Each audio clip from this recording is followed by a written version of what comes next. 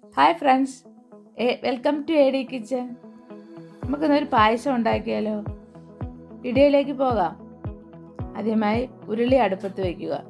ഉരുളി ചൂടായി വരുമ്പോൾ അതിലേക്ക് കുറച്ച് നെയ്യ് ഒഴിക്കുക. നെയ്യിലേക്ക് നമ്മൾ വേവിച്ച് വെച്ചേക്കുന്ന 200 ഗ്രാം അരി അടയാണ് ചേർക്കുന്നത്. അരി അട ചേർത്ത് നല്ല രീതിയിൽ മിക്സ് ചെയ്യുക. ഒരു 3-4 മിനിറ്റ് നല്ല രീതിയിൽ അടയും നെയ്യ് ചേർത്ത് നല്ലപോലെ മിക്സ് ചെയ്യുക. അതിലേക്ക് നമ്മൾ 3-ാം പാലാണ് ഉപയോഗിച്ചത്. തേങ്ങ തിരുമ്മി അതിൽ 3-ാം പാലാണ് നമ്മളിപ്പോൾ ഉപയോഗിച്ചേക്കുന്നത്. 3-ാം പാലിൽ ഒരു 3-4 മിനിറ്റ് നല്ല രീതിയിൽ അട ഇളക്കി യോജിപ്പിക്കണം. ഇളക്കി യോജിപ്പിച്ച അടയിലേക്ക് നമ്മൾ ആവശ്യത്തിന് ഉതിർത്ത് വെച്ചിരിക്കുന്ന ചവ്വരിയാണ് ചേർത്തത്. ആ ചവ്വരിയും അടയുമായിട്ട് നല്ല രീതിയിൽ മിക്സ് ചെയ്യുക. പ്രഥമൻ നമുക്ക് അറിയാലോ, പ്രഥമൻ വയ്ക്കുന്നത് നല്ല രീതിയിൽ മിക്സ് ചെയ്ത് നമ്മൾ ഒരുപാട് ഇളക്കി യോജിപ്പിക്കുന്നതിൽ ആണ് ഇരിക്കുന്നത് പ്രഥമൻ്റെ ടേസ്റ്റ് വരുന്നതും ഇത് അടിക്ക് പിടിക്കാതെ ഇരിക്കുന്നത്. അതിലേക്ക് നമ്മൾ 200 ഗ്രാം ശർക്കര പാനിയാണ് ഒഴിച്ചത്. ശർക്കര പാനിയും ചേർത്ത് നല്ല രീതിയിൽ ഇളക്കി യോജിപ്പിക്കുക.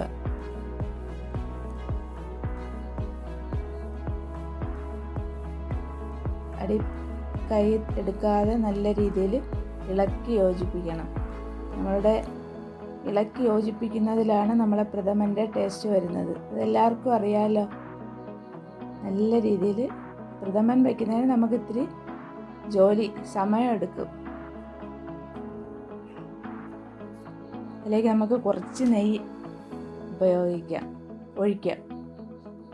ആ നെയ്യ് ഒഴിച്ചൊന്ന് കുറുകി ചെറുതായിട്ട് നല്ല രീതിയിലൊന്ന് കുറുകി വരുമ്പോൾ നമുക്ക് 2-ാം പാല് ചേർക്കാം.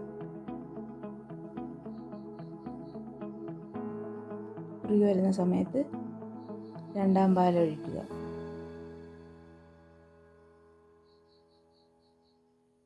2-ാം പാലും ചേർത്ത് നല്ല രീതിയിൽ മിക്സ് ചെയ്യുക.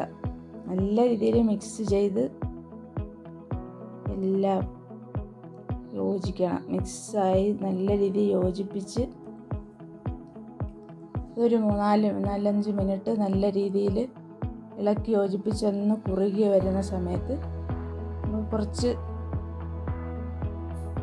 പശുവും പാലോട് ഒരു കപ്പ് പശുവും പാല് ചേർക്കുന്നുണ്ട്. പശുവും പാലും ചേർത്ത് നല്ല രീതിയിൽ നമ്മൾ വീണ്ടും ഇളക്കി യോജിപ്പിക്കുക. ഇളക്കി യോജിപ്പിക്കലാണ് നമ്മുടെ പ്രഥമൻ്റെ മെയിൻ ഘടകം. നല്ല രീതിയിൽ ചട്ടി അടിക്കൊന്നും പിടിക്കാതിരിക്കാൻ കൈയെടുക്കാതെ നമ്മൾ ഇളക്കിക്കൊണ്ടിരിക്കണം. അതൊന്ന് കുറുകി വരുന്ന സമയത്ത് നല്ല രീതിയിലൊന്ന് കുറുകി വരുന്നത് ഏലക്ക പൊടിച്ച് വെച്ചിരിക്കുന്ന ഏലക്ക ചേർക്കുക.